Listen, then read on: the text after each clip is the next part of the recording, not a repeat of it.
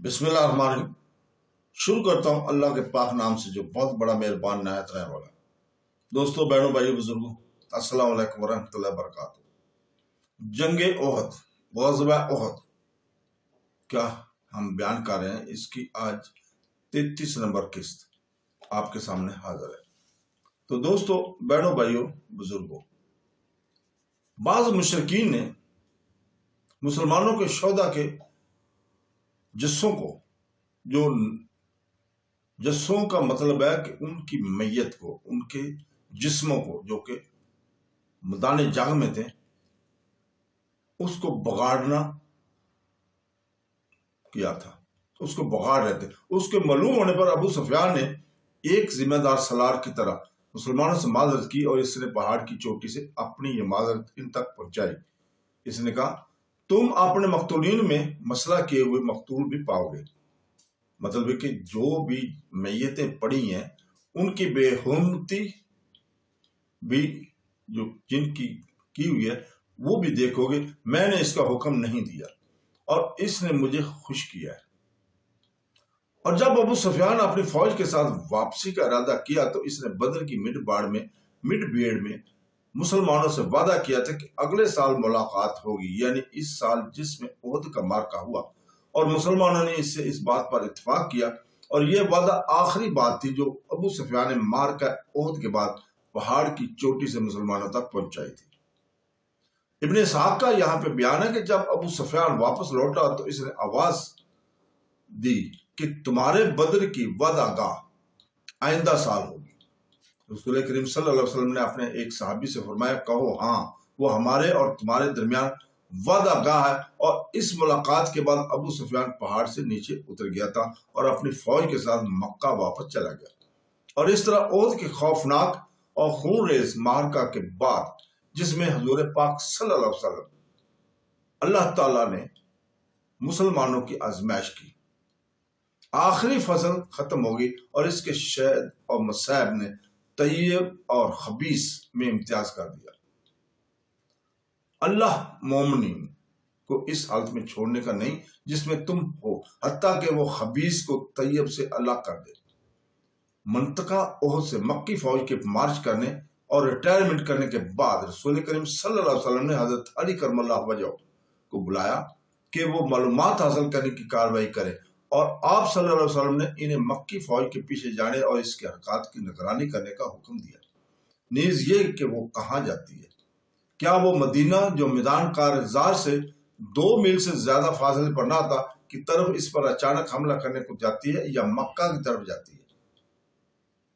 और रसूल करीम सल्लल्लाहु अलैहि वसल्लम ने एक तजर्बाकार और वाकफकार सलार की तरह अपने जंगी बोर्ड के अरकान को तकीद की कि अगर मुशरिकीन घोड़ों पर सवार हों और ऊंटों को तल ले जाएं तो वो मदीना पर हमला करना चाहते हैं, और अगर वो घोड़ों को तल ले जाएं और ऊंटों पर सवार हों तो वो मक्का वापस जाने का अज़म किए हुए। फिर आपने अपनी फौज को इतला दी कि अगर इसने ये अज़म किया तो आप मक्की फौज से मुकाबला करने और इसके और मदीना के दरमियान हायल होने का मुसम्मम इरादा किए हुए। मगर हजरत अली करमल्लाहु वजह ने अपनी मालूमाती कार्रवाई के बाद वापस आकर रसूल पाक सल्लल्लाहु अलैहि वसल्लम को बताया कि मुशरिकीन घोड़ों को कोतल ले जा रहे हैं और ऊंटों पर सवार हैं और मक्का की तरफ जा रहे हैं। इब्न इसहाक का यहाँ पे बयान है कि फिर रसूल करीम सल्लल्लाहु अलैहि वसल्लम ने हजरत अली बिन अबी तालिब को भेजा और फरमाया, कौम के पीछे जाओ और देखो वो क्या करते हैं और क्या चाहते हैं। अगर वो घोड़ों को कोतल ले गए और ऊंटों पर सवार हुए तो वो मक्का जाना चाहते हैं, और अगर वो घोड़ों पर सवार हों और ऊंटों के पीछे चलाए तो वो मदीना जाना चाहते हैं। इस जात की कसम जिसके कब्जे में कुदरत में मेरी जान है, अगर उन्होंने मदीना का इरादा किया तो मैं इनकी तरफ जाऊंगा और इसमें इनसे जंग करूंगा। हजरत अली करमल्लाहु का बयान है कि मैं इनके पीछे गया ताकि देखूं कि वो क्या करते हैं। वो घोड़ों को कोतल ले गए और ऊंटों पर सवार हुए और मक्का की तरफ चले गए थे। मक्की फौज के मैदान कारजार से वापस जाने के वक्त तक मदीना मुकम्मल तौर पर खुला था, और इसलिए कि वो इस इस्लामी फौज से खाली था जो अभी तक इस घड़ी तक मैदान कारजार में मौजूद थी। और मुशरिकीन की रिटायरमेंट के वक्त मदीना में सिर्फ औरतें, बच्चे और वो लोग मौजूद थे जिन्हें जंग की सख्त तरह थी, یہ بڑا مناسب موقع تھا کہ ابو سفیان اپنی فاتح فوج کے ساتھ مدینہ پر قبضہ کرنے کے لیے اس پر حملہ کر دیتا یا اس سے کچھ غنائم حاصل کرنے اور بعض قیدیوں کو حاصل کرنے کے لیے حملہ کر دیتا، کیونکہ معرکہ احد میں وہ یہ کام نہ کر سکا تھا۔ بلا شبہ ابو سفیان اور اس کی فوج کے سالاروں نے اس موقع سے فائدہ اٹھانے اور اس میں مدینہ پر حملہ کرنے کے بارے میں غور و فکر کیا، خصوصاً اس لیے کہ وہ مکمل طور پر کھلا اور اسلامی فوج سے خالی شہر تھا اس وقت۔ لیکن واقعہ اس کے برخلاف ہوا، اور وہ یوں کہ مکی فوج نے میدان کارزار سے بغیر اس کے کہ وہ مدینہ پر قبضہ کرنے کے لیے اپنے دل پر شجاعت پائے، مکہ کی جانب ریٹائرمنٹ کرنے میں جلدی کی۔ حالانکہ مدینہ سے اسے چند قدم کے فاصلے پر تھا، اس نے اس سے معترض ہونا بھی نہیں چاہا۔ پس اس سنہری موقع کے میسر آنے کے باوجود مکی فوج کی کمان کی مدینہ کے ساتھ جنگ کرنے سے بزدلی دکھانے اور مکہ کی طرف واپس جانے میں کیا راز ہے؟ حقیقت یہ ہے کہ مشرکین واقعی اپنی فوج کو مدینہ پر حملہ کرنے کی الجھن میں نہ ڈالنے کا پورا حق رکھتے ہیں، اور سالار عام ابو سفیان نے فوجی نقطہ نگاہ سے کوئی غلطی نہیں کی، اور مدینہ پر حملہ سے صرف نظر کر کے اس نے صحیح راہ سے پہلو تہی نہیں کی، جیسا کہ بعض فوجی نقطہ نگاہ سے ایسا سمجھتے ہیں۔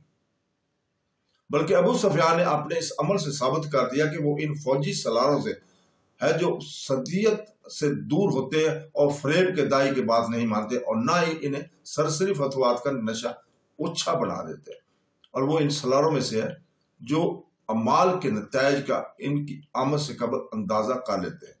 ابو سفیان کو منطقہ احد سے ریٹائرمنٹ کے وقت پوری طرح معلوم تھا کہ اس وقت ایسی کوئی چیز موجود نہیں جو اس کے اور مدینہ پر حملہ کے درمیان، حتیٰ کہ اس پر قبضہ کرنے کے درمیان حائل ہو سکے، کیونکہ اس وقت اس کی فوج مدینہ اور اس کی فوج کے درمیان جو ابھی تک احد کے میدان کارزار میں اپنے مقتولین کی دفن کرنے اور اس کے زخمیوں کی مدد کرنے میں مشغول تھی، وہ حائل تھی اس وقت۔ تو دوستو، اس کے ساتھ ہی آج آپ سے اجازت چاہتے ہیں، کل اسی جگہ سے ہم شروع کریں گے۔ اللہ حافظ۔